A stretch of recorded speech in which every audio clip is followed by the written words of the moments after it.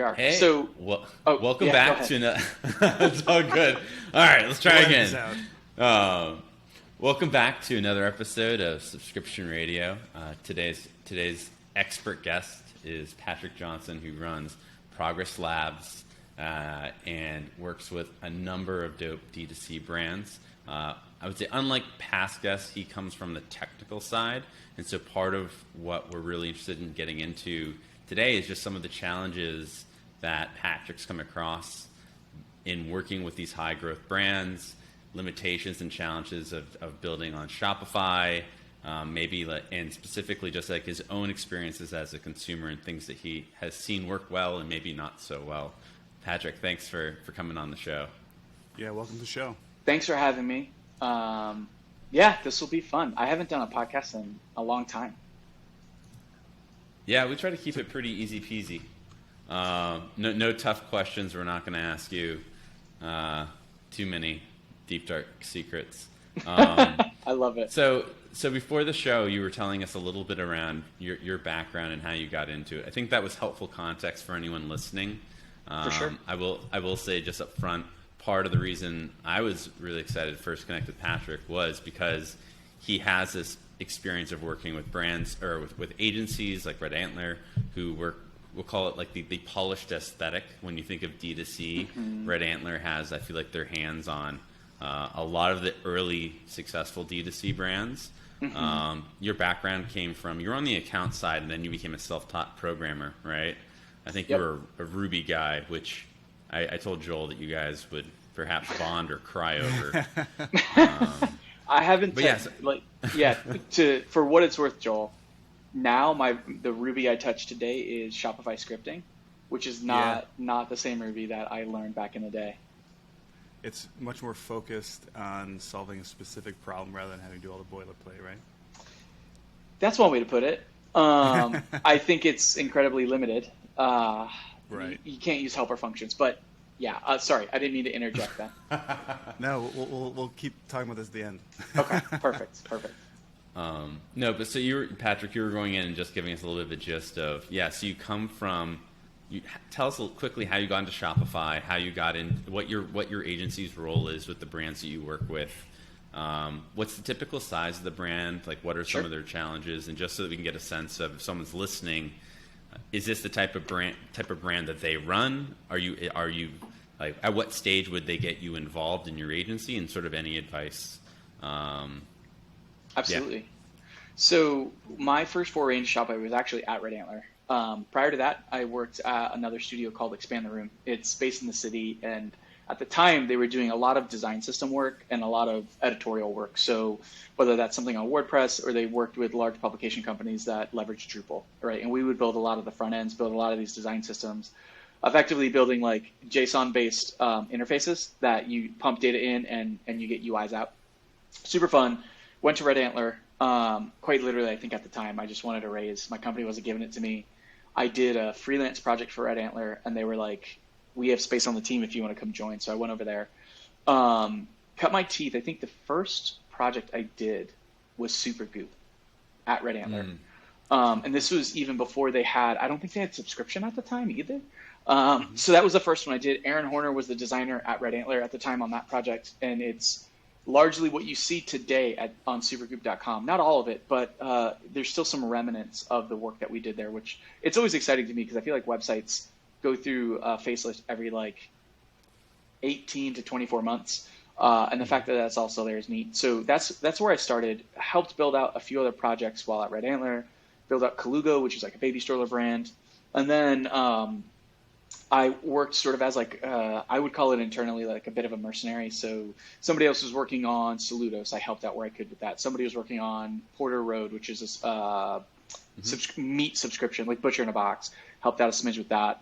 Somebody was working on Then I Met You. I worked a smidge on that. So like I helped out where I could. And what I found really fun there, and this is where the sweet spot will come in, is I can't say this about everyone who's ever worked at Red Antler because I only know my time there, but I really try to get us intertwined with the design counterparts. We literally sat back to back in the same area.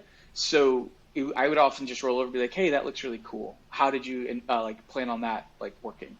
And it started building a culture of like asking questions and interacting and collaborating early on, because what that ultimately meant is that the client wouldn't see something that wasn't even possible in Shopify, which happens sometimes from an engineering side. So it made, I would like to say it made like the end result better.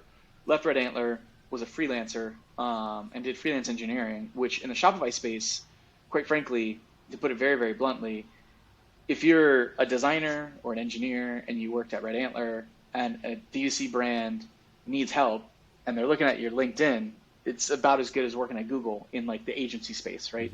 So I got a handful of brands that way. Then we grew a little bit. We became effectively like an engineering studio for e-commerce brands. That's when we picked up Haus as a client. A different studio designed it and developed it. We took it on from a maintenance position. And at the time, a lot of our work, and still to this day, we will come in as a maintenance, help a brand grow, or as a pre-launch or a refresh brand, right? So I'm totally making this up, but if Haus was like, hey, we wanted to redesign our whole site, we come in and help them do that. Or if they're like, we just need you to like make sure the boat stays afloat and we keep going, we could do that as well. So we started off engineering only. It was great. The downside with being engineer only, to be very, very blunt with anybody who's listening, is there isn't a brand out there that says, we need a new website, let's go get the guys who write code. Or we need a new website, we need new code. What they say is, we need a new website, let's go get a designer, or let's get a design studio. Right. And oftentimes, for like fake example, a brand's got $1 million budget, design studio comes in, and they're like, hey, design studio, how much does this cost? And they're like, funny you ask, $999,999. But we're not doing engineering, got to get somebody else. So then they would come to us, and they would say, can you do this? I'm like, yeah, how much you got? They'd be like $1. And I'm like, all right, well, how much did you spend on how much, Classic. Yeah, and I'm like, how much did you spend on design? They're like, 99% of it. And I'm like, you guys know that like at the end of design, and there's like, I love designers, and I think, honestly, I think design really carries through like a brand more than anything else.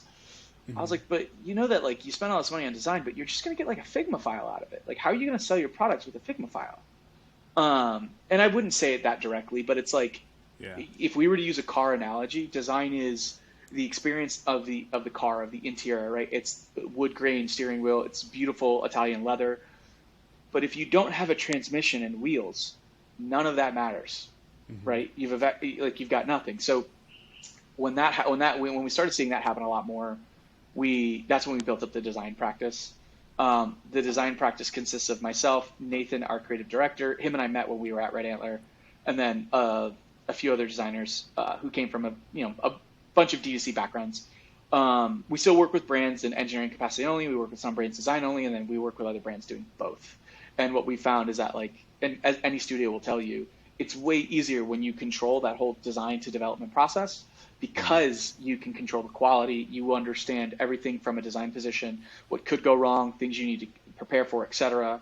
And then you can carry that into the engineering phase. And as it relates to this broadcast, if a brand has subscription, how we parlay a crazy cool subscription experience in the design into engineering to make it last, not forever, but as long as possible until there's a massive shift that we need to, allocate time for.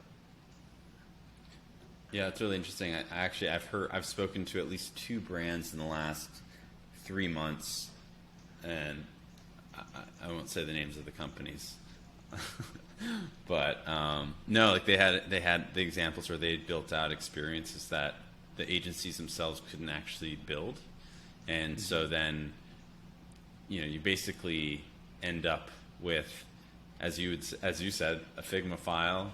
And then they ended up having to scrap a lot of, they're going to implement probably 10% of what was built. And, what I'm sure is that the agency or the company that they're hiring to do the ultimate implementation, I don't know if they have, I assume they're probably, I don't know if they're hiring a design agency, but hopefully they do have design capabilities. Otherwise, it's going to end up turning into like Frankenstein. Oh, it's right. Yeah, it's interesting. So like we've had, I won't mention who the brands are, but we've had a few brands recently.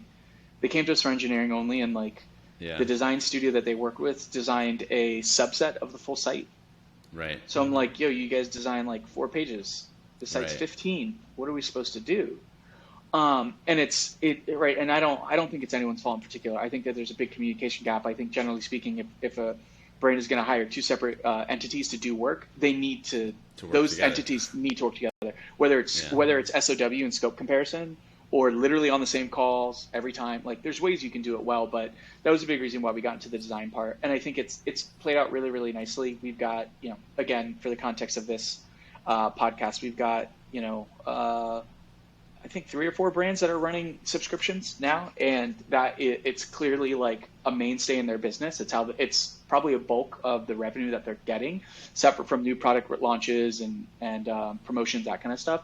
So it's subscription game, especially, I think, is interesting now because everyone's doing it, which is nice, but everyone wants to do it differently, even though platforms like Shopify can't. And then the third parties that work with Shopify can't necessarily support all these crazy things that we are going to be doing. Were those brands subscription first, or did they add subscription after they launched? And are you seeing any trends there? So they were not subscription first. I think the trends that we're often seeing are, well, I'll give you my 2 cents. I think products that tend to be subscription first aren't bad necessarily, but I think it's hard to assume a consumer's intent. Now, the separate side of that is if the product is meant to be used continuously, I see why subscription makes sense. So, for instance, I use a Whoop band. They just announced their 4.0 today. I literally just bought it. I'm fine with this being a subscription because this is actually it has to be used over time. 2, it's legitimately changed habits that I have in my life. Like, I didn't drink a ton of alcohol before, but now I'm incredibly conscious when I do, and I try to minimize it as much as possible. Whereas I'm totally making this up, and I don't know that this is accurate or not, but like, do I need a Bombas subscription? I don't even know if they have one. Bear with me. But I don't know. Like, they claim their socks are so good that you're never going to need another pair. Again, as an example, I don't know if any of this is true about the brand. But if your socks are so good and I'll never need another pair, why do I need a subscription? Yeah, and again, I have no idea if they do that, but like that's my example here. Most of the brands though that we've seen, Haus is a great example. They didn't start with a subscription. They started with selling multiples, like quantity based, and then they're like, wait a second, like we're this interesting blend of. And Helena, if you're listening, I hope I'm not butchering this.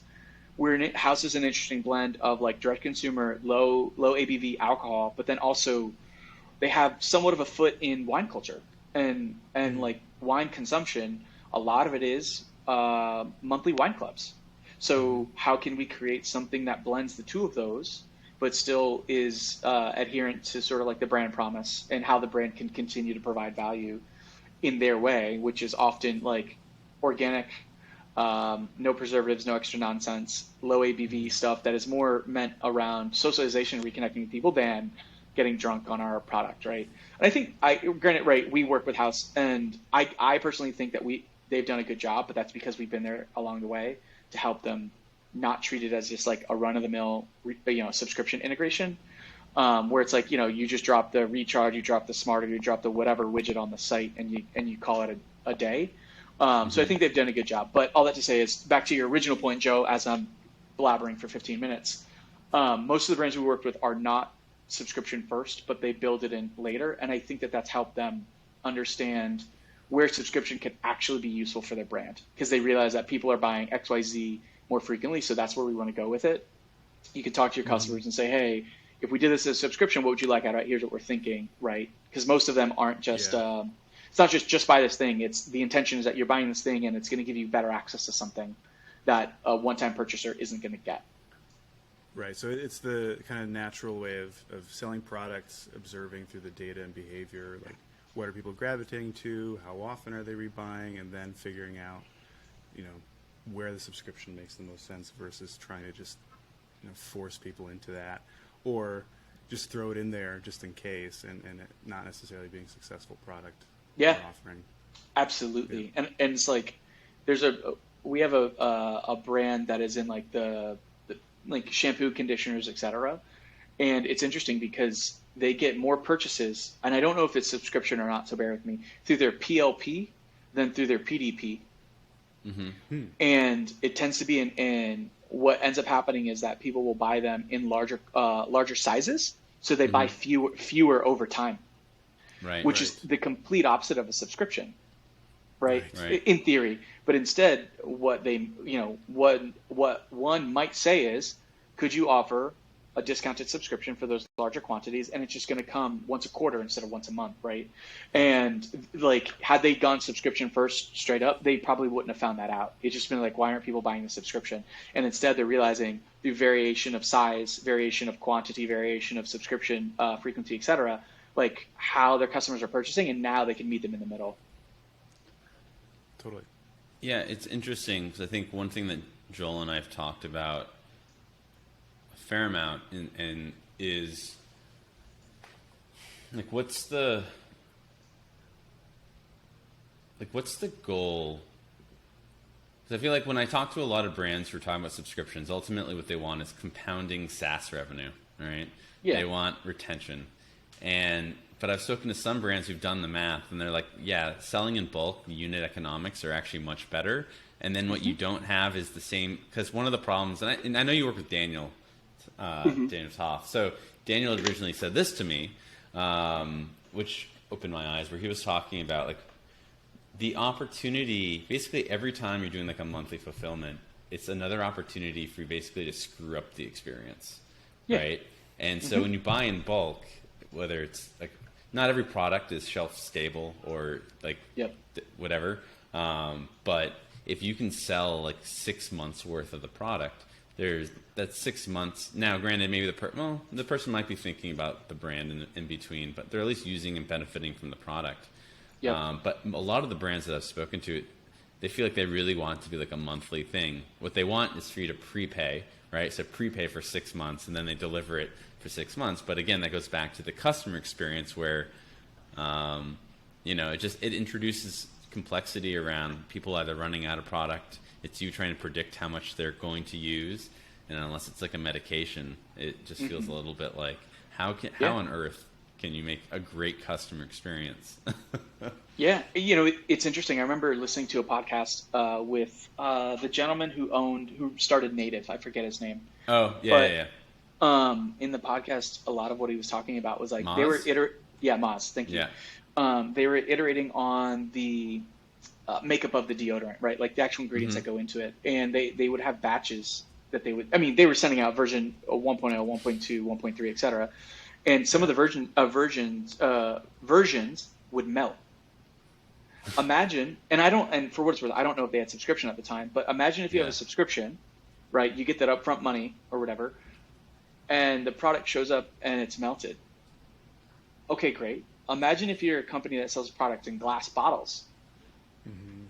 What happens if your bottles break? Or something's off with any version of the packaging?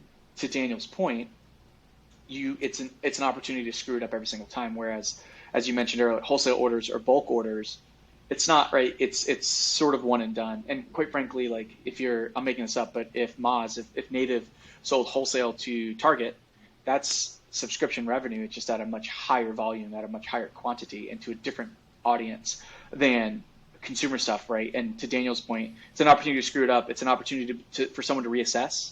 So, and I think about this a bit, like one of my tricks to get out of subscriptions, as I'm telling this on a subscription podcast, is I'll request new credit card numbers from my bank. Yeah. Oh, right. Because it'll cancel all subscriptions.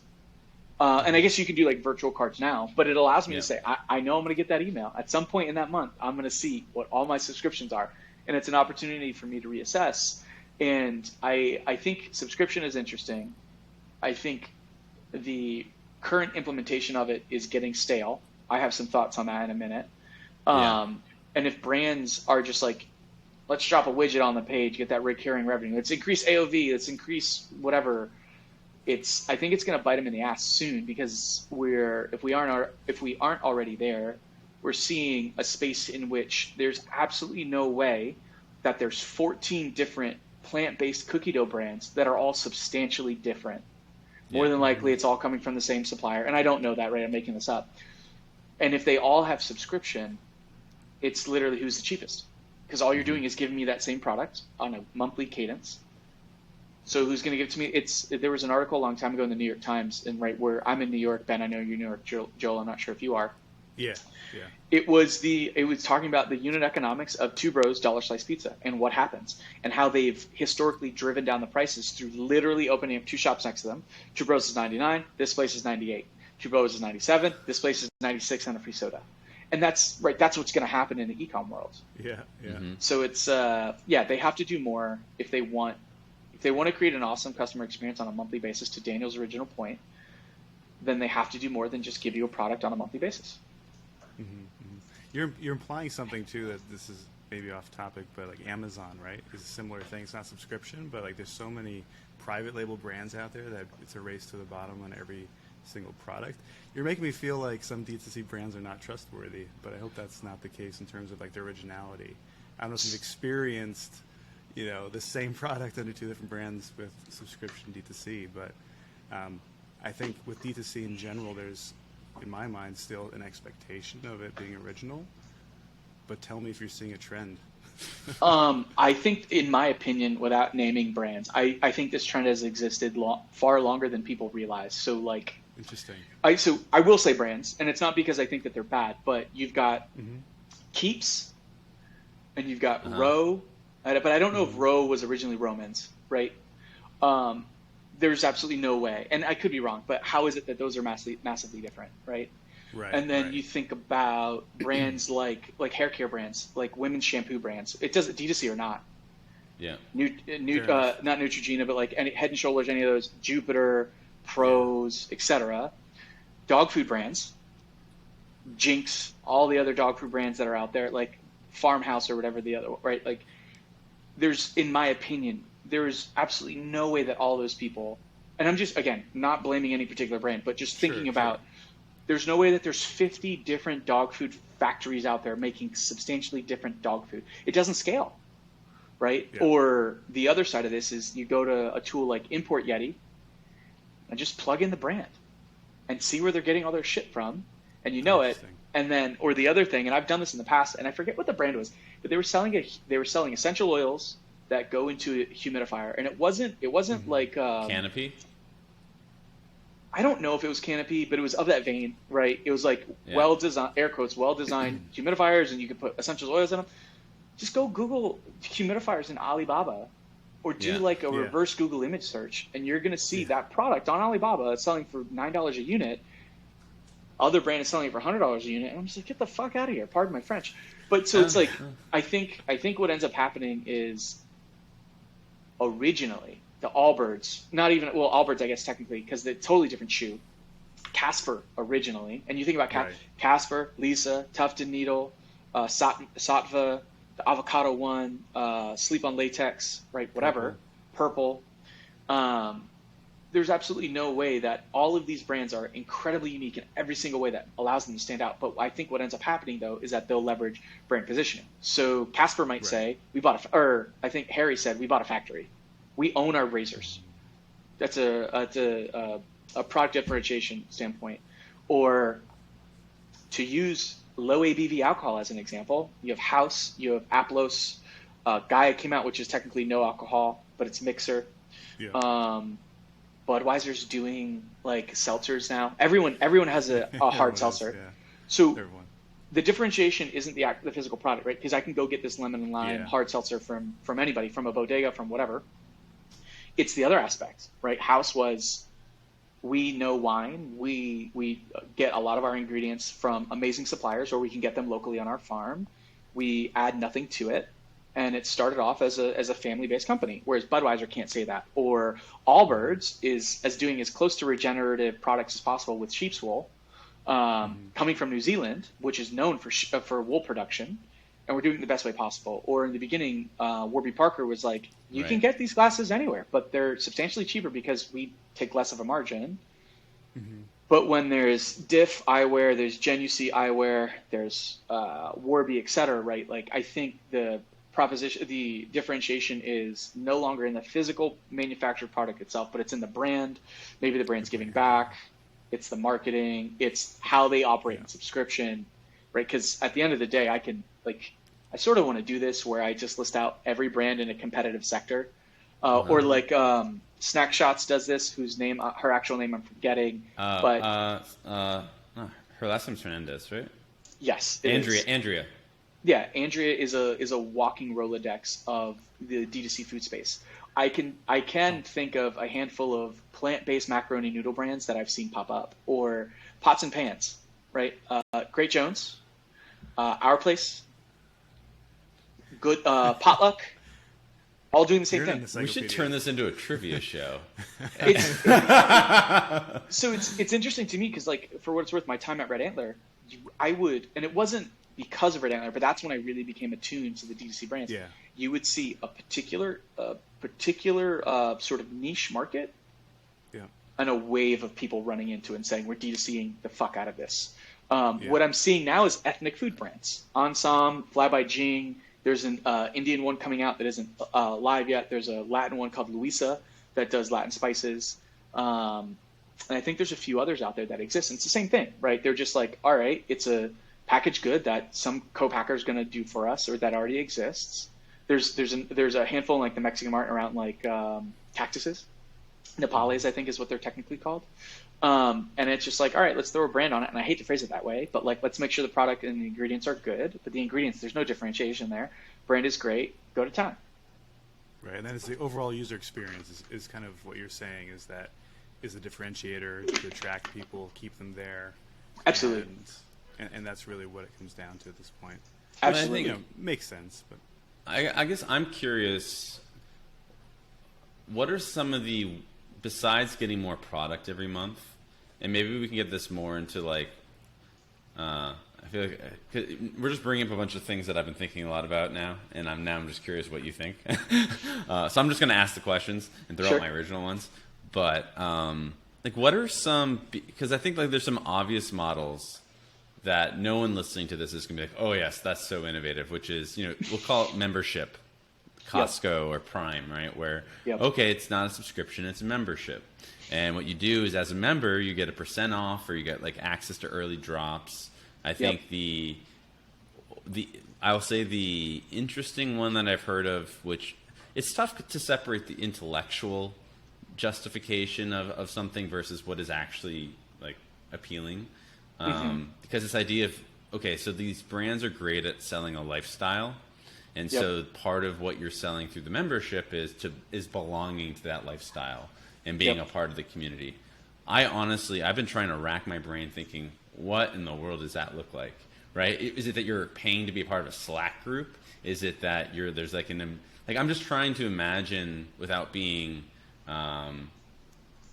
without taking it too literally, what are the different ways to provide recurring revenue or some sort of subscription that is not just more product every month?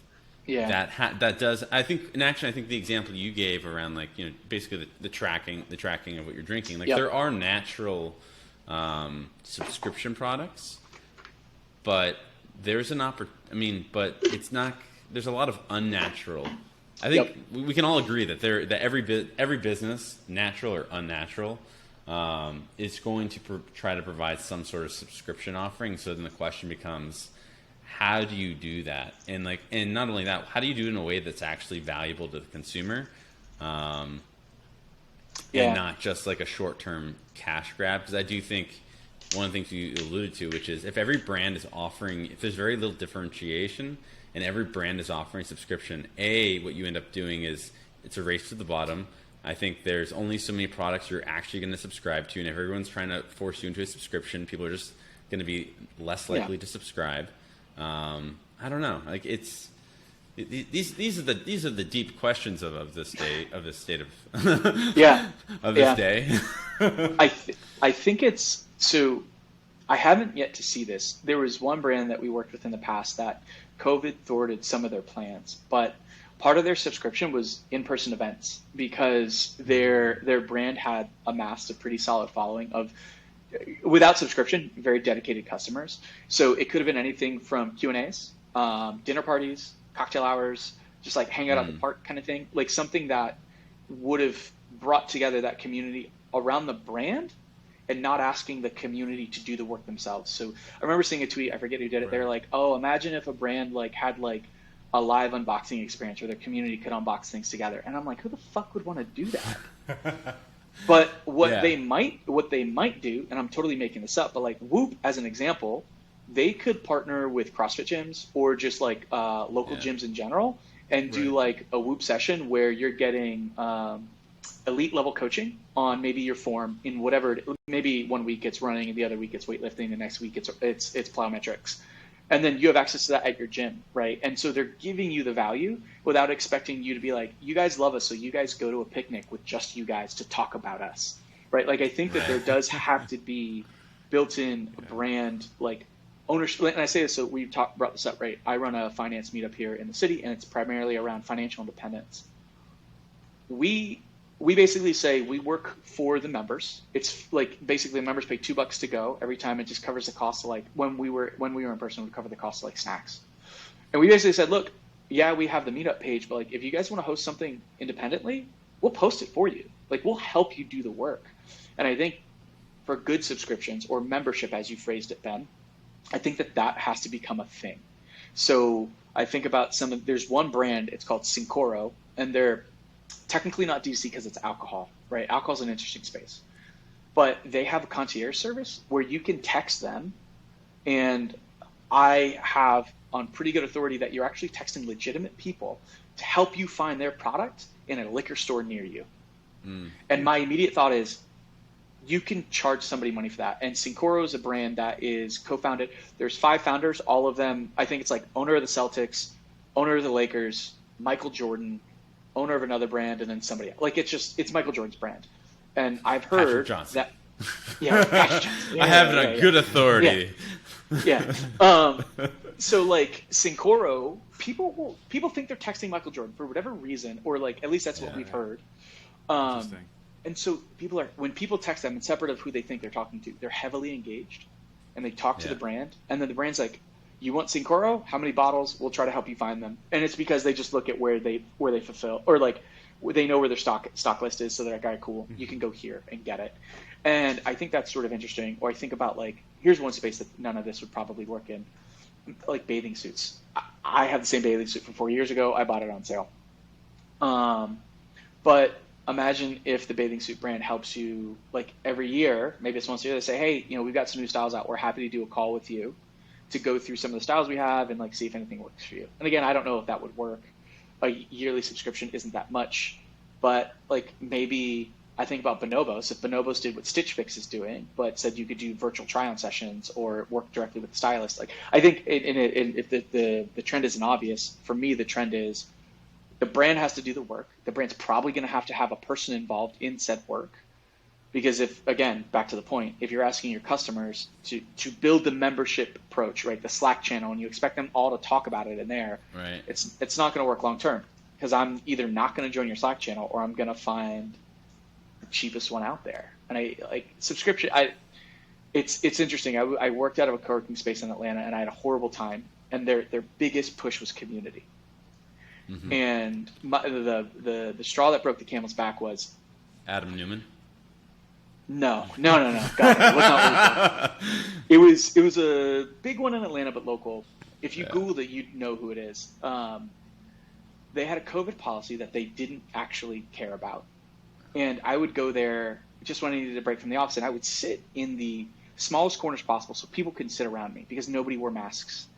And I asked them to turn down the music, because I couldn't take a call, and they had one phone booth in a place that houses upwards of 100 people, or can house up to 100 people, one phone booth. And also, a phone booth during fucking COVID, I'm not going to do that. Their response to me was, it's against policy. But they're a co-working space where they say you can get work done, and I asked them to turn down the music. They said it was against policy. Their response was, we can help you find a new seat. And I think I said to them, I've seen you guys tell people not to eat food in the location more frequently than you've asked people to put masks on. So you're not going to move me anywhere. I'm just going to cancel my membership.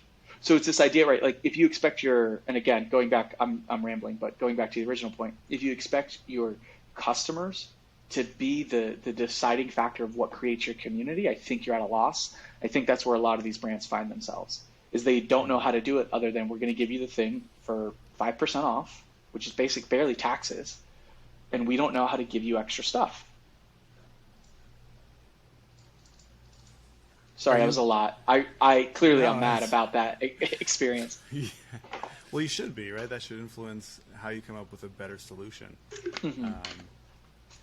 I think this is something that's come up with a lot of brands trying to figure out that membership, just talking in general to them, right? And figuring out what's valuable to their customers. But it takes a lot of creativity, clearly, right? For sure. Right. Yeah.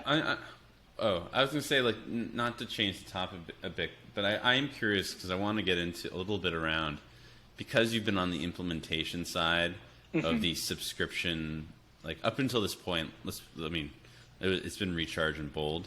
The game's changing, the subscription models are changing. I'm curious, what has your experience been like? And this isn't intended to be we'll call it dog on whichever product, because I don't give a shit. Sure. It's more of what are the types of things are most of the sites you work on headless? Are you mostly dealing with Shopify themes? Like, what are some of the biggest challenges that you've encountered around even implementing these services? And are there any ones today that like how closely have you been following what's happening with like native Shopify subscriptions? Mm-hmm. So with every brand that we work with, if it's a brand new brand, if they're pre-launch, or if they're looking to redesign, we'll present a headless option and a standard Shopify option. So we almost exclusively, we don't turn away things that are not Shopify, but we've yet to be introduced to a brand that's not on Shopify. We have a 0% rate of selling through headless, not because we can't do it, because we've done it we have a few of our own headless implementations. Like, we try to like stay up on the technologies, but dog the fooding. List of exactly. The list of caveats that comes with headless for most of these brands is too big. It's just and to put it very bluntly, we tell them like, you are now a technology company, whether it's 10% technology or 50%. But like, if you go headless, you are now a tech company. And you need to either hire somebody, it needs to be on your roadmap, or you need to expect to keep us or somebody else around long term. With custom Shopify implementations, there's a version of that, but it's less saturated, right? It's less abrasive. We can build some stuff into Shopify native as a platform that can keep them running for a while. If they're like, hey, we're single SKU products, now we want to do variants and everything, all right, we can build against that, but there's a breaking point, right? There's a point in which they're going to need to call us or somebody else to fix stuff. So most of our brands are standard Shopify. A good portion of them are subscription, and we typically use Recharge. And it's not because we think that they're the best or the worst. It's the ones that we know the most. And from what we've seen, they are the most mature from a technology position. They have an API that I can either hit in a headless implementation or like serverless, right? Just like running backend straight up, or that I can use within their theme engine, or like if we were building out a custom UI for the subscription. I don't know if Smarter has that. I don't know if SKU.io has that. I don't know if Bold has that, etc. And unless they give us the docs, we won't know. We're also not gonna. We've never suggested to a brand you have to use Recharge. If you want to use something else, that's fine. We'll implement with them. But when they're like, these are the features we want, we're like, we know Recharge can do these. Let's go look at the other ones, and then it always comes back. So, I think the hardest part with a lot of these technical implementations is most brand owners have no idea what it takes to build that car, right? Mm-hmm. And what they also don't know is that car is actually incredibly limited because Shopify is incredibly limited.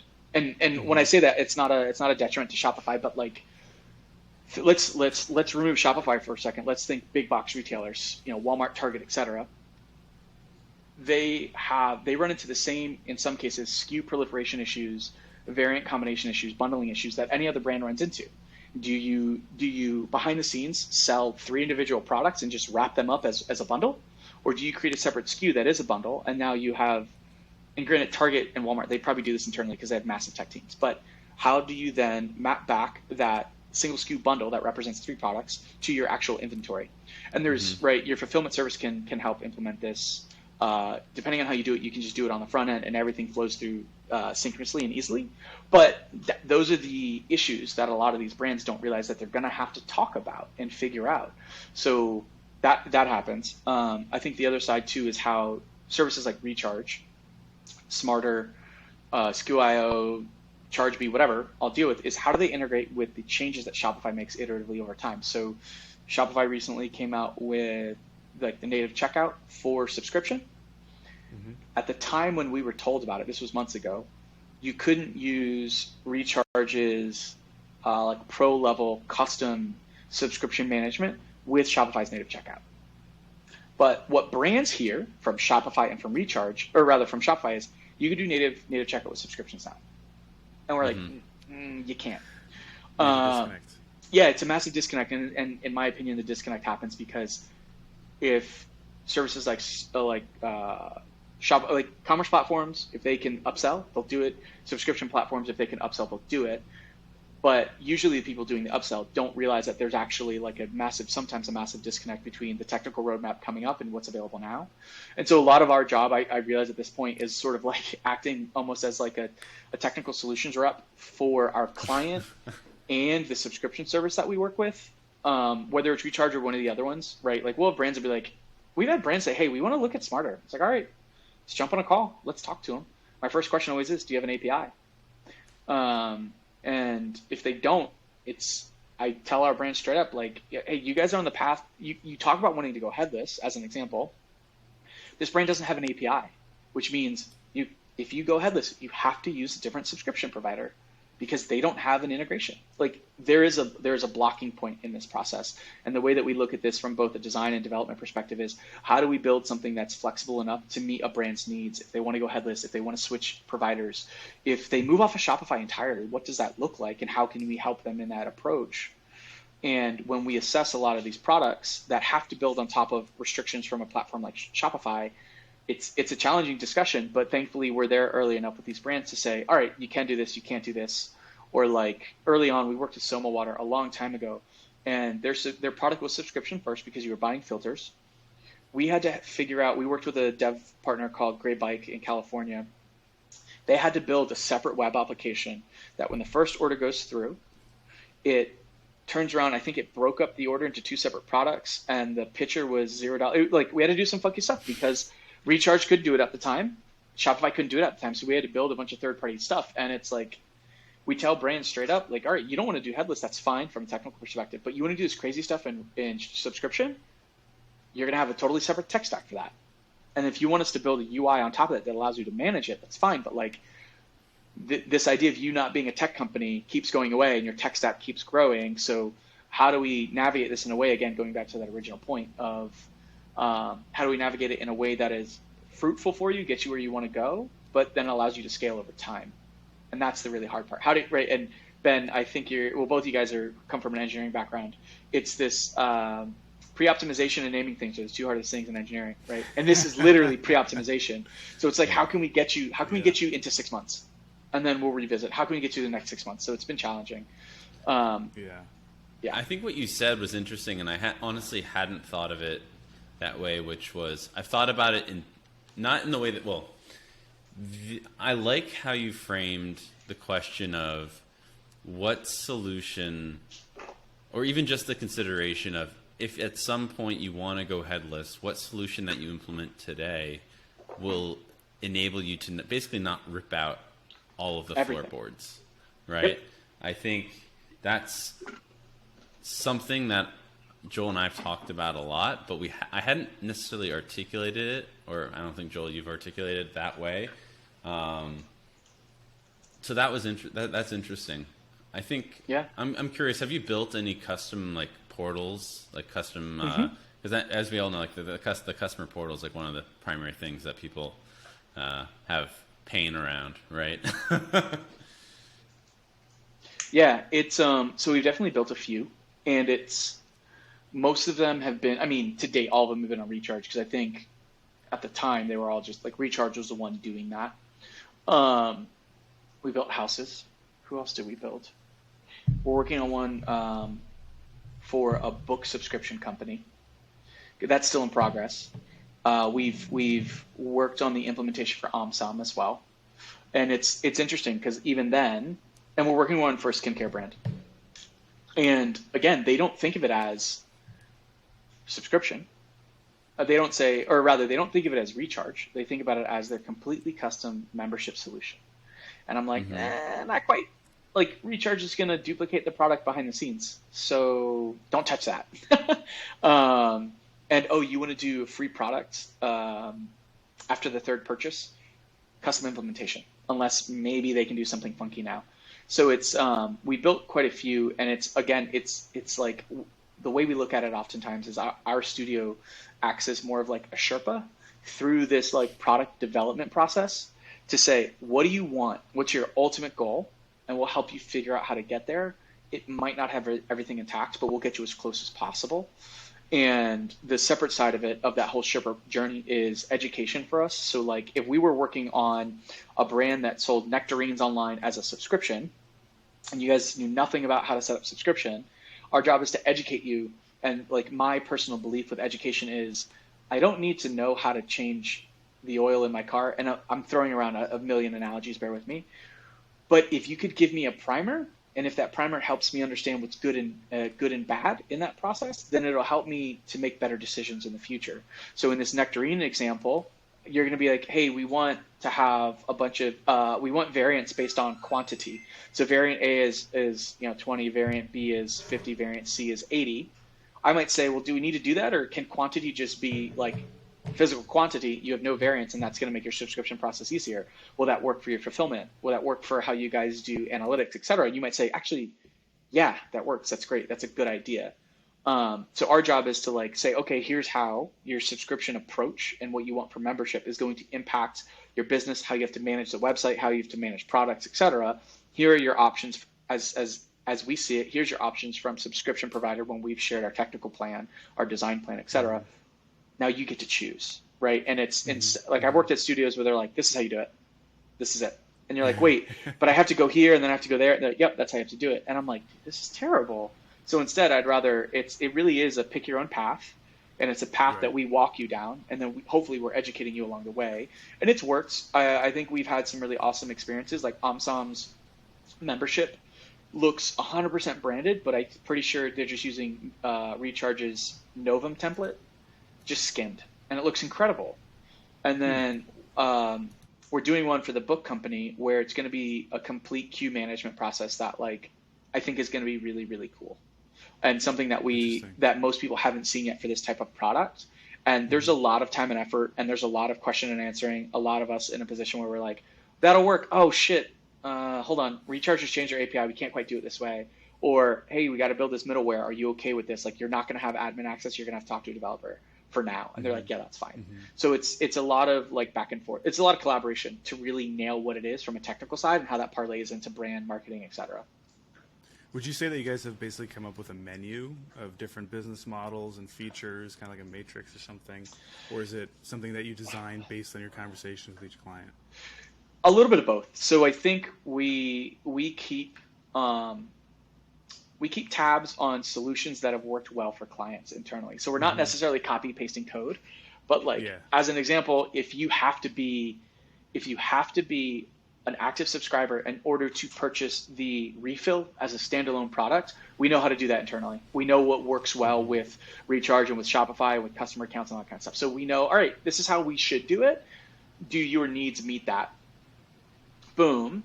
And then the other side of it is like, because we tend to work with Recharge a lot. We understand what's capable there.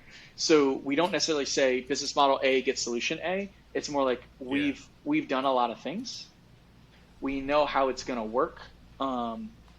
So we have our opinion. But ultimately, again, it's up to the client. Like the client gets to decide how challenging they're going to make it. We just tell them what their options are. Sometimes you're like, don't even try this. It's going to be a pain in your ass. Everyone who's done it changes it 6 months after. It's not worth it. You should learn. And I think not to like overly, I know I'm talking a shit ton, but like, I think what's beneficial about us is that like every client that we use, we think of it as a network. So we'll go back to OMSOM, we'll go back to Haus, we'll go back to Huron, we'll go back to Andie Swim, whomever, and say, hey, how does this work for you guys? Is it working out well on the management side? What about engineering? As like the upkeep been okay? And like, yeah, like, all right, cool. And we'll continuously refine what our solutions are as we build them out for each client. Just because it's right, why not share the knowledge and the wealth? Totally, That's awesome. Totally. You're making me think of Sorry, Ben. I had one more question. This is making me think of is the fulfillment side with subscriptions. I don't know if we're getting on time here, but one of the challenges is when you run out of inventory or need to change out SKUs, and subscriptions are basically future orders that just always are there, right? Have you guys had a lot of challenges with that? Have you been able to solve problems for brands around that? No. I hate to. No. Okay. Yeah, because it's the only thing that we've been able to figure out with some brands is basically buffer at the warehouse, right?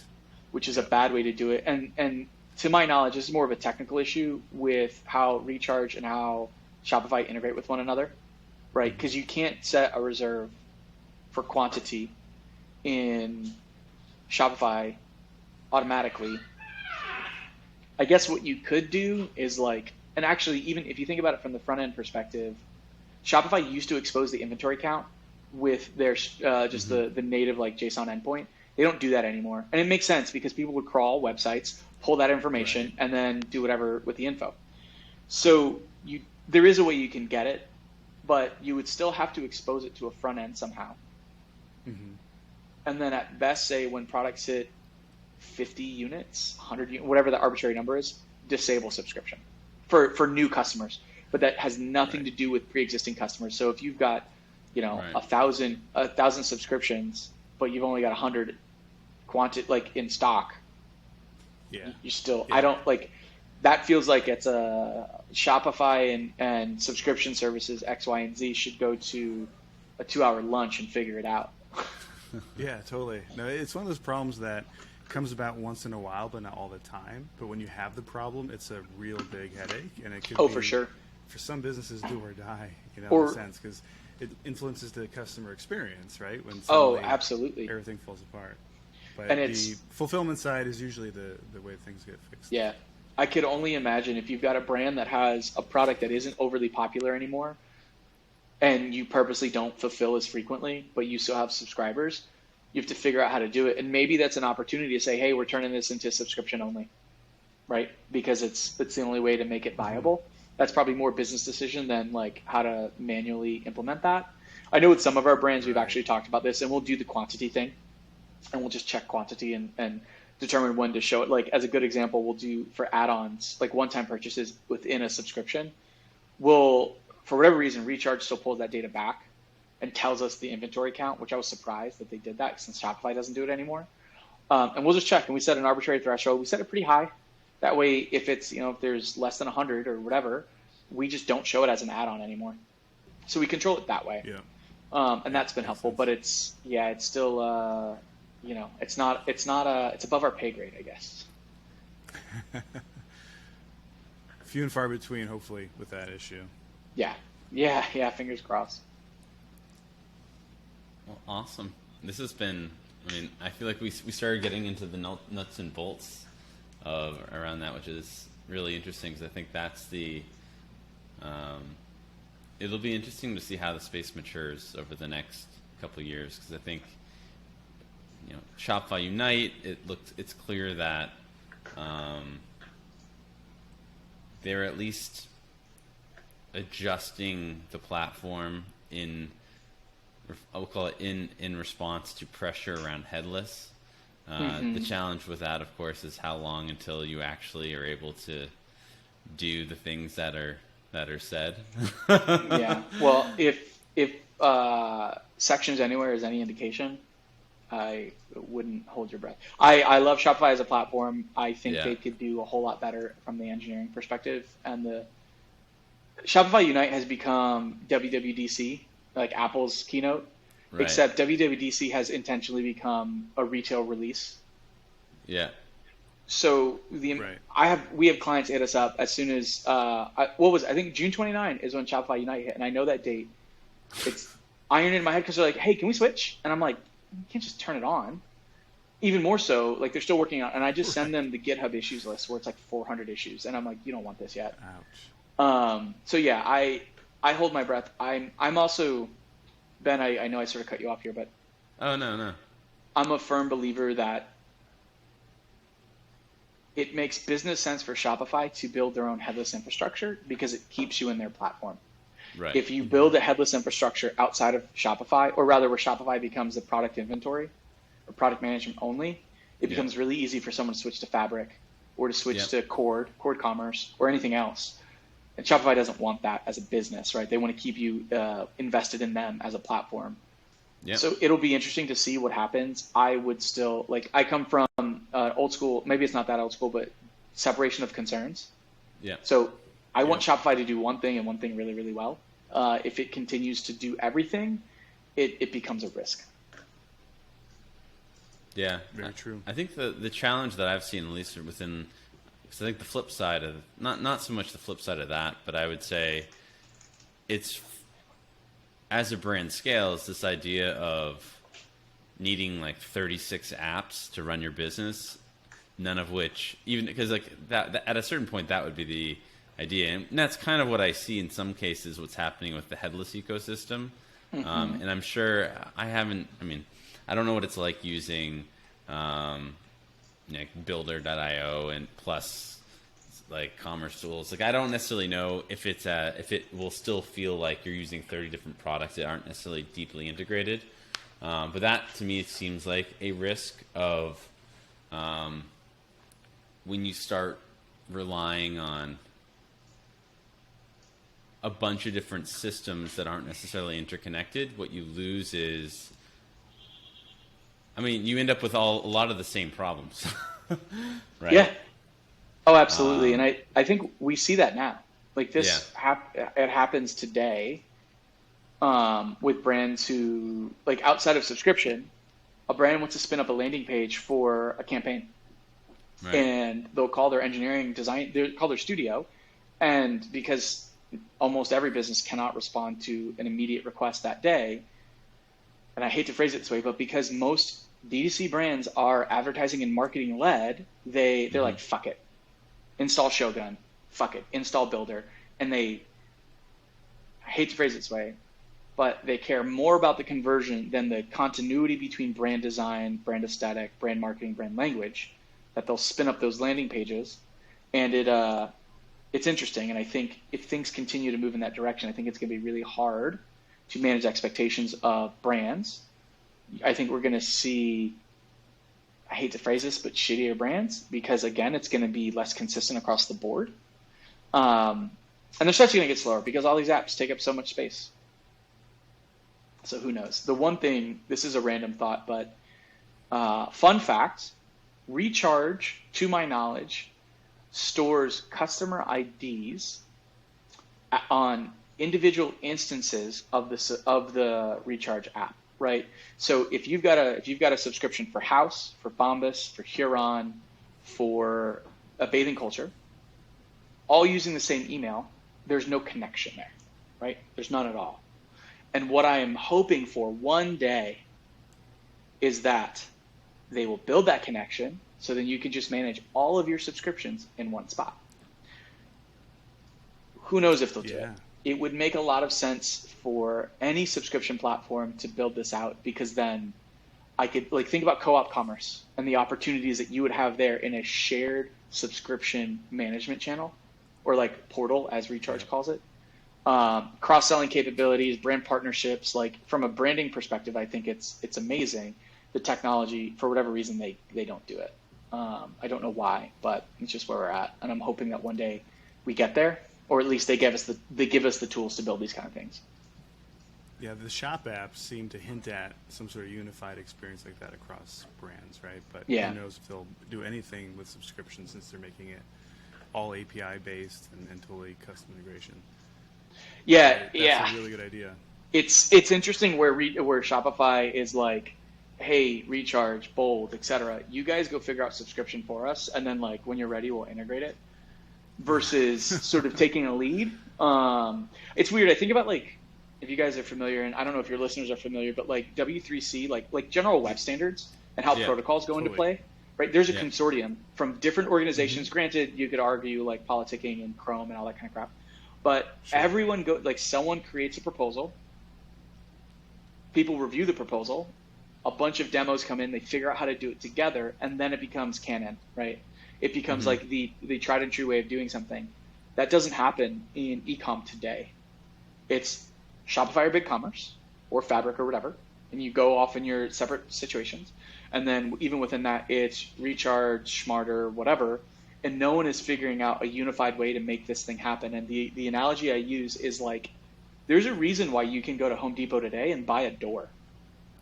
It's because everyone agreed on what a door is supposed to be. Because back in the day, when they weren't, it was a fucking shit show. What happens now, though, is the only people who deals with that shit show, it's not, the brands deal with it when it finally flows over into their ecosystem. Things like analytics, AOV, customer management. But the people implementing it, so the people at Recharge, the people at Smarter, the people at SKU.io, or the studios or the engineers who are building out these crazy, unsustainable applications to manage unique subscriptions. And it's like, I wish they would just normalize and like, unfortunately, all agree on a way to do something. Because I think similar to the web and how the web was built over time is the agreement actually allows us to move faster over a longer period of time together. But right now it's a cash grab. It's who can build the biggest, deepest moat to then eventually get acquired by Shopify or Amazon or Google or whatever. I mean, you could argue that Shopify's subscription APIs are meant to set that standard, but the problem is they're not experienced in subscription, and you know, it's very limited, particularly around all the use cases that brands want, right? So that's like, to your point, like it's almost like they're seeing who's going to do it best and maybe just acquire them and implement some of that functionality in their APIs. Yeah, in the future. And it's like, you know, Shopify as a platform, it has to my knowledge, has no intentions of ever being open source in any way. And I think that's a detriment to the platform. Like, I think about WordPress powers 25% of the internet, some crazy stat like that. It isn't completely open source. They do have a paid tier, and that's more like hosting and some VIP level. Like, it's basically speed, right? Large corporations are on their, you know, $100,000, whatever it is, whatever the pricing structure is. But anyone can contribute to WordPress core. They will relatively frequently consume a really popular third-party app or a plugin that says, hey, you guys have been doing this well, let's make this like native, part of core. And it's done wonders for their platform. Like, why can't Shopify do that? Even though they're whatever, publicly traded, that's fine. Like, the amount of like Shopify, sorry, and I'm like going on a tangent. I know it's gonna be fucking boring to everybody. Shopify Slate was amazing. But the amount of things that they said no to or just didn't respond to, there was a developer I know had a solution in place to allow metafields to be exposed as JSON. It just sat there. They ignored it. Never happened. Oh, Sections Anywhere is coming. Don't worry, you don't need to use this. 4 years later. And it's like, just accept the PR and the work is done for you. And your platform is now 1% better. Sorry, I like struggle with this because I'm very familiar with how the internet was built, right? And I talked about this with the friends, and y'all are probably familiar. And bear with me, I know this is sort of boring. It was back in the day when it was like Oracle and Sun Systems and whatever. These guys would all just hang out in like garages on the weekends and shoot the shit and share information. But we don't see that anymore, and it's a detriment to brands ultimately because we can't, like, we can share info, but at the systems level they don't share info. It's only going to get better when their roadmap allows them based off of profit margin and whatever. Capitalism. Sorry, right. we can get back on track. This is not meant to be the Patrick ranting hour. No, it's an interesting topic. I mean, like it's good to think about from a technology perspective, particularly like your point around brands taking on technology, right? Becoming technology companies without necessarily really realizing what they're getting into. These are some of the reasons why it's not easy, and you're not going to find everyone, you know, trying to solve the problems the same way or collaborating. Right, you kind of have to invent a lot of things yourself, like you guys do for them. So. Yeah, which is, don't get me wrong. Like, I think the way in which e-commerce platforms or subscription platforms have limitations, it creates a constraint that allows us to become very creative. Like a great example, we have a brand that wants to do subscription, and they have a royalty system in place, so they do need to know, like, the subscription products need to be line items. Like actual line items, so they can calculate it against a sale. But they also want to do like you should be able to change out what those items are in your box every month. And we're thinking like, what are we going to do? And the two options are, well, I think we've narrowed it down. It's going to be you'll buy a subscription, which is its own product, and that's what's priced, and that's what houses the, buy two and you get 10% off. But then the actual product behind the scenes is going to be a one-time add-on, a $0 one-time add-on every time. And that's how we'll do the management. That's how we'll swap it out with webhooks. And like every time an order is completed, behind the scenes we'll go and we'll update the queue for update the next month's order to whatever those one-time add-ons are. It's super creative. And like, it's not that outrageously like, oh my God, that's so neat. But it was like, okay, like we could do this. And this is something that can be repeatable for other brands, right? This is an approach we can take that feels sound. Recharge has vetted it for us. We feel really confident in it. And that was like a fun mental exercise to figure it out within their constraints. So there is some benefit. I think we do see some innovation there. I think where the gripes start coming is when, and I'm totally making this up because it hasn't happened for us, but it's like, you see sometimes these platforms will tout these brands as being innovative, but then it never like actually gets like rolled up into like core offerings of any of the brands, right? When it's literally like, we will give you the code to implement, and they're like, no, we're good. You guys got this.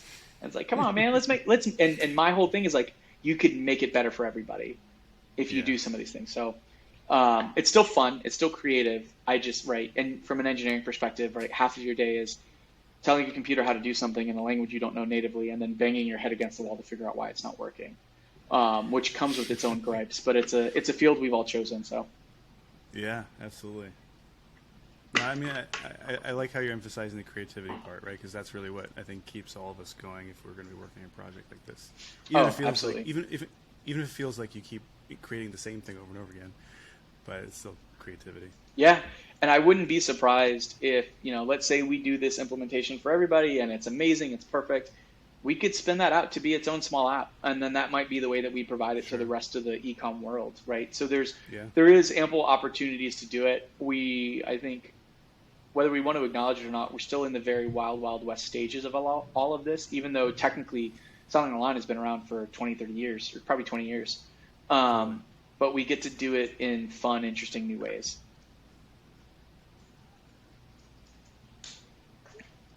Ben, any thoughts? I would keep talking. I almost feel like we should break this up into a few episodes because I think we've we've gone over the gamut of like I had food delivered in the middle of this. Like I had to run out and like, push a buzzer.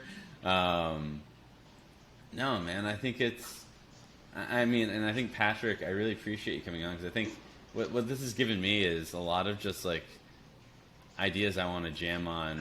And I'm sure Joel, you feel the same way. Is like the standards thing is really interesting. I think we tend to look at like Stripe as a standard for most, although Stripe itself has gotten so flippin' bloated. But no, I think a lot of what you're talking about, and even some of those design patterns around like incorporating variability into like we'll call it like bundles or gifts or whatever. Where it gets really complicated, though, is you don't know how it's going to show up in analytics, right? And so when you're dealing with any of these sort of solutions, the problem inevitably becomes, can the brand actually know what's going on? Like, we can accomplish the problem from a technical perspective. Like, one thing we even talked about is effectively being able to, pause subscriptions, turn them back on, turn them off, switch products. And if you're looking at it from a purely analytics perspective, it would be seen as churn. But in fact, what's happening is you're retaining a customer longer. Yep. And so if you are a D2C brand who's on the VC gravy train, you care a lot about how your analytics look and what you care about, right or wrong. Well, it's not wrong. It's you want to show like the stats that will help you presumably raise your next round, I guess. But what's fascinating to me is we talk about, like, everyone cares about AOV, LTV, repeat purchase rate, but those are also the same reasons that you in part have, like, why you force people into subscription, right? Yep. What you want.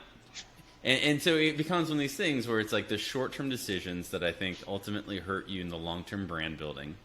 There's the ability for us to accomplish technical tasks that may not be reflected in the way that you want in your analytics, which you then might be using in order to, like, show your board or to make decisions. Right, to make decisions. And so I think at least part of what we've thought a lot about is going back to separation of concerns. Is most larger brands are like, they're using a BI tool. And so we're like, use your BI tool and let's, like, integrate with your BI tool, right? Yep. Like, but then the problem is people are still relying on Shopify Analytics. Shopify Analytics doesn't have any sort of reflection of reality when it comes to subscription. Nope. So I don't know. These are the shower questions. Yeah. It's funny because one of the first questions we ask a brand when they're like, hey, we want to go headless. And I say, do you make business decisions based off of your Shopify Analytics dashboard when you're logged into Shopify? And they're like, yes. Yeah. You cannot go headless. Yeah. Because you won't have it, because nothing exists there anymore.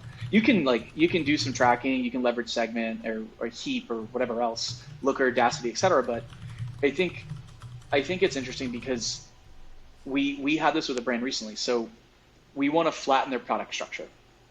Their subscription right now is a multitude of variants, and we have to do it that way for time being, but we want to flatten it out to where every product A has a corresponding product A subscription, product B corresponding product B subscription.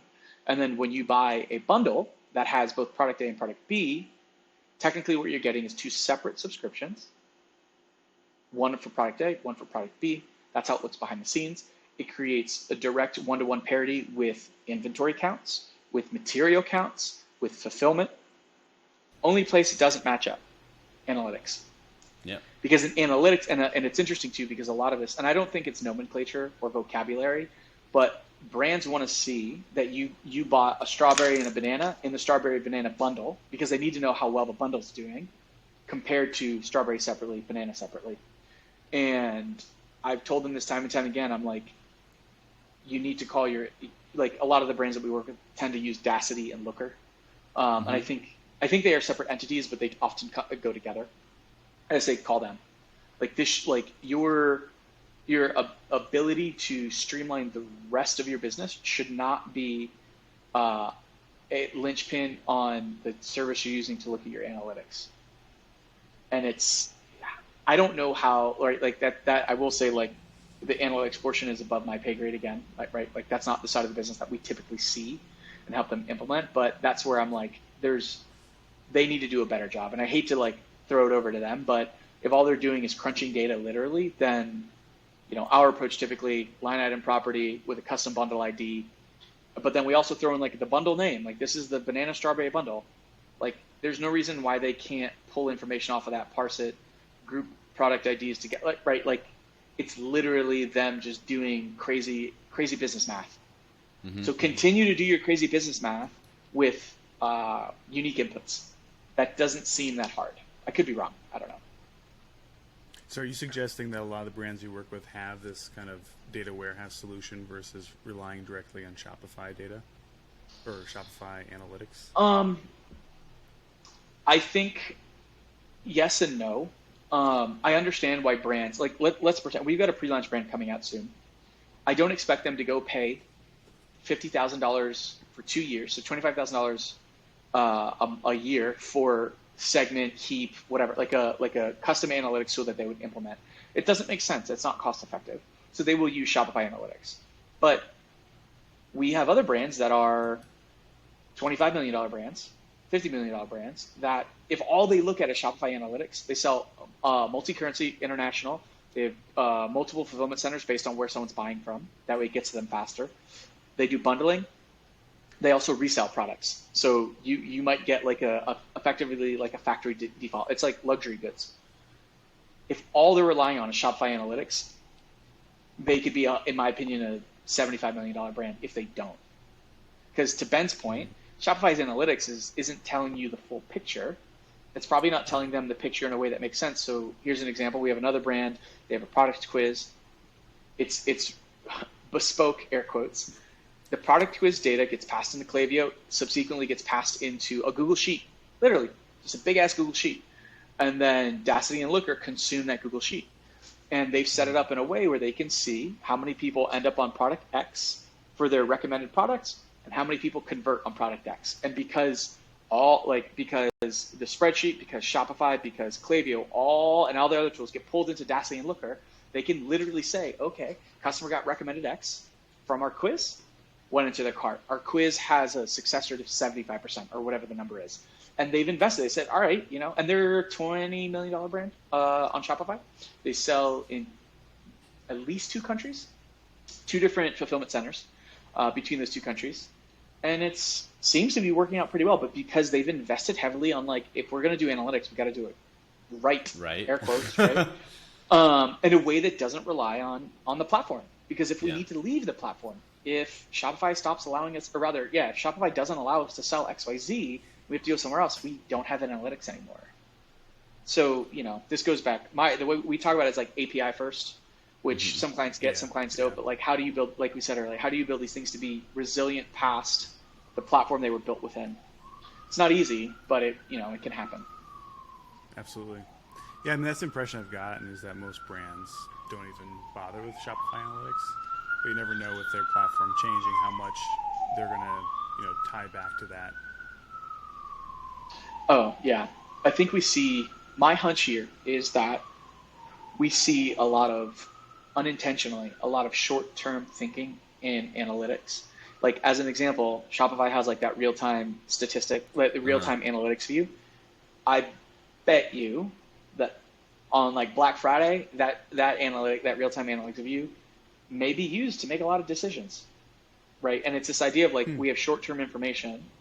And then I don't think it's anyone's fault. I think a lot of it, and this is me getting overly philosophical, I think a lot of it has to do with sort of the Instagram culture that we live in and the immediate gratification. But I won't be surprised if we see long-term decisions being made on short-term analytics or short-term data that, you see this where you'll see small needle moves because they do promotion XYZ and then all of a sudden they become a promotional brand and then they can't get out of the promotional brand cycle. And then they're like, fuck, I don't know. We can't sell a product unless it's on sale. So what do we do now, right? Or how do you raise your price and still make it viable for a customer to buy without seeing a dip in anything realistically? So it's all hard. I think analytics I don't think they're the next frontier, but that's one area that brand marketing platform parity is going to become really, really important, especially as the technology on the website e-commerce side continues to get more complex and more innovative.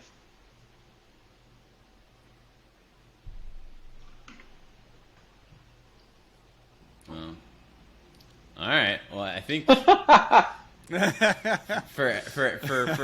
for folks who stuck around for this epic episode, I'm trying to think of what would be an episode novella. Yeah, a novella. Novella. Episode novella. I think this easily could be an episode that we break up into a few different pieces. Because I think it is interesting how we've transcended through a bunch of things. So, dude, I think we're gonna have to have you on the show at least once a month for the next period. But there's definitely a lot we scratched. One thing we like to ask is, how can the internet help you? I think there's this funny thing is there any one big thing in your life, business-wise or not, that if it were to happen would change the course of your business? Because this is a chance for you to kind of just state it out loud and maybe someone will be able to help. That's a great question. This is I think it would help me, but it would help all other studios that exist out there, which is if brands invest in their primary source of revenue, which, hint, if you're DTC, it's probably your website, at least in the beginning, I think both from decision making, from literal money that they invest into it, i.e., if you think you're going to get an amazing website that'll compete with, the likes of Nike, et cetera, for 10 grand, good luck. It's not impossible, but it's very uncommon. But I think if brands realize that, like, you're building a custom car, you're building a custom house, and if you apply the thinking in either of those two categories, a custom car and a custom house are not cheap, and they take time, and they take a lot of thoughtful exercises and decisions. I think it's going to be better for everybody. You'll end up with a better product. We see it a lot now where brands haphazardly think through stuff very quickly. Or I think I wrote something on Twitter, which is like probably worthless because I shitpost most of the time. But it was this idea of like, if marketing decisions drive the brand forward, the foundation has a crack in it. That's my thinking, right?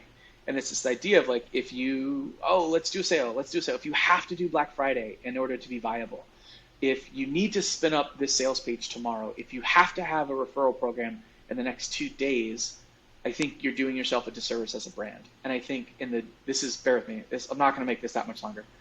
I think what we're seeing in the DTC space, tying a few things back, massive brand competition in any particular category. You could throw one out there and I can probably name you 5. A lot of them sometimes might get products from similar sources. And the price points are probably going to be arguably similar, right?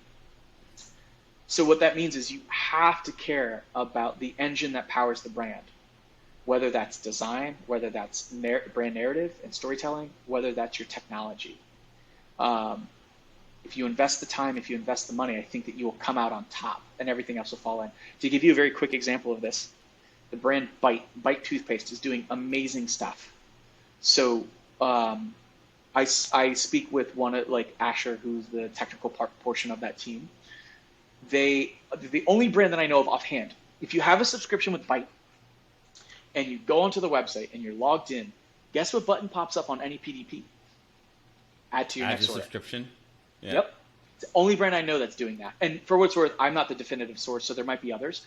But I'm the feed does that. The feed? Okay. Yeah. So I'm like, this is amazing. Like, this makes sense. Or they can probably proliferate like discounts. Hey, we have a new flavor. If you want to swap that out for, like, you want to try the new flavor, you can quickly swap it out on the website without ever having to log into the subscription platform. Like, I think that's really, really cool. But I know for a fact, because I've spoken to them, they invest a ton of time in their tech. And that's what allows them to do this.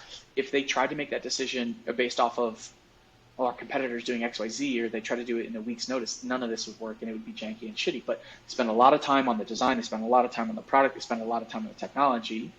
Thankfully, they can do it in-house, but it shows. They have an amazing website.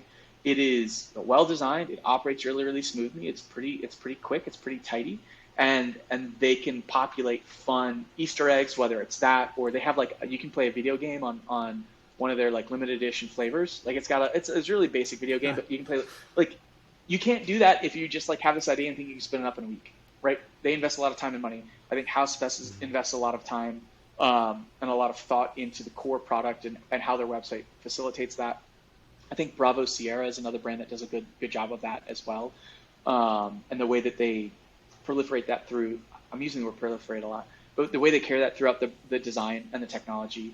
So there are a lot of brands that do it. I think that's going to be the game changer for most of them. If we think things are going to happen in 10 grand, if we think things are going to happen in 2 weeks, we're going to have, in my opinion, a lot of like shotgun wedding-esque experiences out there, and it's going to show. That's some good wisdom to put out there. I like so that. Brands, take the time, spend the money. Ideally, there you go. And how can people stay in touch or follow you? I know that you're active on the Twitter when you're not being blocked by Ramit. So Ramit doesn't block me anymore. I gave him I would ask him straight up questions that he would contradict himself in his own book, and I'm like, come on, man, like you've got such a huge platform, don't do that. Or why do you do that? And then he blocked me. But Twitter's probably the easiest way. It's Patrick B. So Patrick B as in Boyd Johnson. I shitpost most of the time. And then if you want to email me, it's pbj@progresslabs.co. I'm pretty accessible. If you can't tell, like, I believe in sharing. sharing information, sharing solutions, whatever. So we do this with a lot of brands, and maybe it's to my own detriment, but we'll have initial calls with brands, and I'll openly say, even if you don't work with us, like, you can email me and ask me questions. Like, I'm happy to help however I can if it means that everybody gets a little bit better. So shoot over your info. If I had one of those like Google Voice numbers, I'd share that too, but I don't have that. You could get a community number and start texting with everyone. Like, I thought about that. Or Mark. I know. I have a friend. That's been doing e-com stuff for a long time, and he has one of those. Yeah. But it just seems so impersonal. Yeah. I've thought about it though. I also don't want to pay for it. Oh my god. Well, you can wrap your own Twilio bot. I was just thinking that. Yeah. I actually built one last night using Crisp. So I was texting myself last night. Anyways, separate episode. Thank you for tuning in. And Patrick, thanks so much, man, for coming on the show. Of course, thanks for having me. Happy to